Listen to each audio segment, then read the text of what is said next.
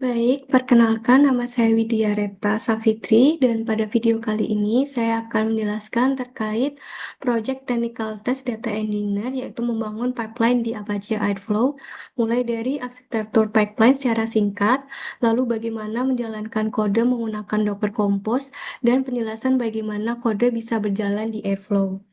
Yang pertama yaitu arsitektur. Untuk arsitektur ada tiga taks utama. Yang pertama ekstrak data, transform data, dan juga load data. Untuk ekstrak data yaitu program akan membaca 5 data input dalam bentuk CSV, lalu dua diantaranya akan dikonvert atau dimasukkan ke dalam PostgreSQL sebagai database lokal, yaitu data dummy transaksi bus dan juga dummy transaksi halte. Nah, kemudian program juga akan membaca data yang sudah dimasukkan ke dalam Postgre dan juga data yang ada di CSV sebagai data input. Jadi total ada 5 data yang dibaca sebagai data sumber. Selanjutnya akan dilanjutkan oleh transformasi proses atau transform data, di mana pada proses ini dilakukan pembersihan data seperti penghapusan duplikat atau mungkin eh, mengganti tipe data seperti tipe data tanggal, lalu juga melakukan penggabungan data, dan juga melakukan agregasi atau pembuatan summary. Nah, selanjutnya yaitu proses load data, di mana load data ini, data-data yang sudah ditransformasikan akan di-load dan dimasukkan ke dalam CSV dan juga PostgreSQL. Untuk CSV-nya ini adalah CSV hasil agregasi, yaitu report berdasarkan kartu, report berdasarkan rute, dan juga report berdasarkan tarif. Nah, untuk tiga taks tersebut akan dijalankan setiap hari pukul 7 pagi. Nah, selanjutnya saya akan melakukan step by step bagaimana proyek ini dijalankan menggunakan Docker Compose. Dimulai dari melakukan cloning project,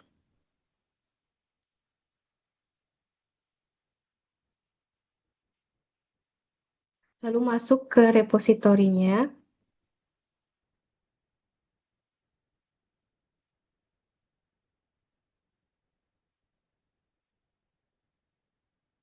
Nah, selanjutnya di sini saya akan melakukan Docker Compose down terlebih dahulu untuk berjaga-jaga menghapus volume yang sudah terbuat sebelumnya. Lalu saya akan build Docker, menginisiasi Airflow.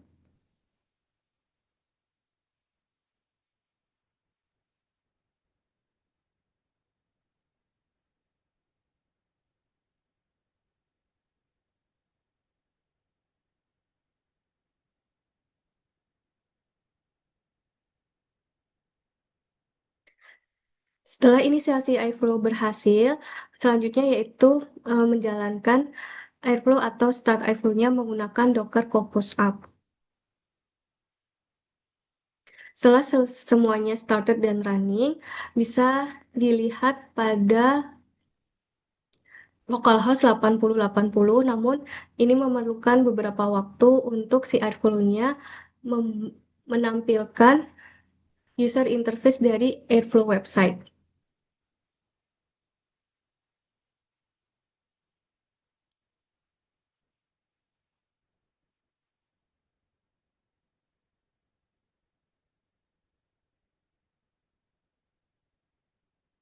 Nah, untuk loginnya sudah saya masukkan kredensialnya. Di sini ada username dan password sama-sama admin.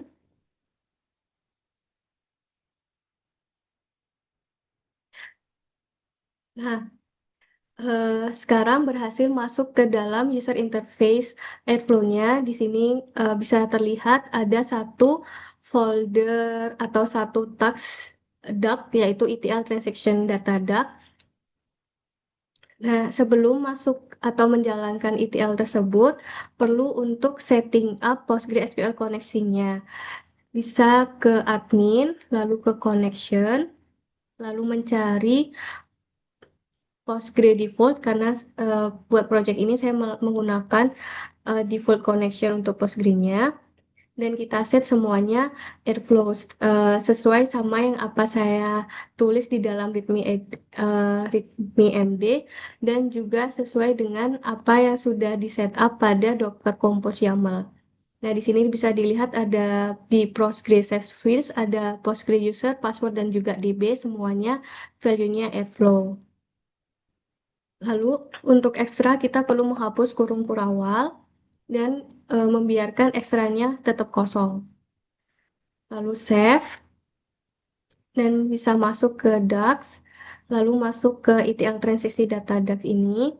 Nah, biasanya saya menggunakan graph untuk memantau apakah semua task ETL berjalan. Nah, untuk startnya bisa menekan tombol play pada pojok kanan atas berikut.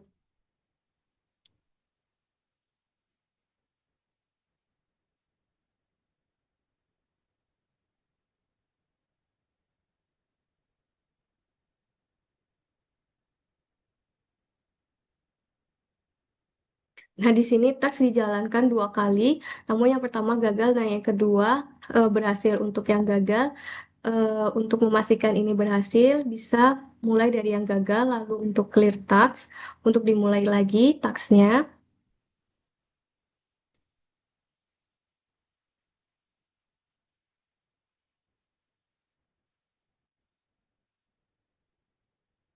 Nah, semuanya task berjalan dengan sukses mulai dari load CSV untuk Postgre, extract all data sources sebagai ekstrak data proses, transform data, dan juga load data. Nah, selanjutnya saya akan menjalankan, maksud saya akan menjelaskan bagaimana kode bisa berjalan di Airflow dari segi eh, coding. Nah, di sini ada beberapa folder yaitu docs yang akan mendefine pipeline, dan juga ada beberapa script yang akan mendefine beberapa task yang akan dimasukkan ke dalam pipeline-nya. Pertama, saya akan menjelaskan di ekstrak data. Di ekstrak data di sini saya import Postgre hooks untuk bisa connect ke Postgre sebagai database-nya. Dan juga saya mengimport pandas untuk melakukan beberapa eh, pembacaan data. Nah, yang pertama di sini saya memiliki datapad untuk membaca data dari eh, pad data input ada di sini. Terus di sini saya define function load CSV to Postgre karena requirement dari technical testnya perlu convert dua data dummy transaksi bus dan dummy transaksi halte ke dalam PostgreSQL. Nah, di sini saya menggunakan koneksi Postgre default, lalu untuk engine-nya menggunakan Get SQL Alchemy Engine dan mengkoneksikannya dan memasukkan data transaksi bus dan halte tersebut ke dalam PostgreSQL. Setelah itu, saya membuat function untuk extract all data source karena ada dua data source yang akan dibaca, yaitu dari Postgre dan juga dari CSV. Di sini dia menerima parameter TI yang akan digunakan untuk push cross communication atau XCOM yang digunakan sebagai eh, media bertukar data antar task. Oke, untuk function ini ada beberapa kode. Yang pertama, dia membaca kode dari data input, yaitu dummy routes, dummy realisasi bus, dan juga dummy shelter corridor. Lalu di sini dia juga membuat koneksi ke PostgreSQL untuk membaca data dari PostgreSQL menggunakan select from dummy transaksi bus dan select from dummy transaksi halte. Kelima, data tersebut akan dipush ke dalam cross communication menggunakan key dari value yang sudah diekstrak sebelumnya. Next yaitu transformasi data. Untuk transformasi data, di sini ada dua fungsi. Fungsi pertama yaitu untuk menstandarisasi nomor body karena dibutuhkan nomor body yang standar yaitu 3 huruf dan 3 angka yang dipisahkan menggunakan strip.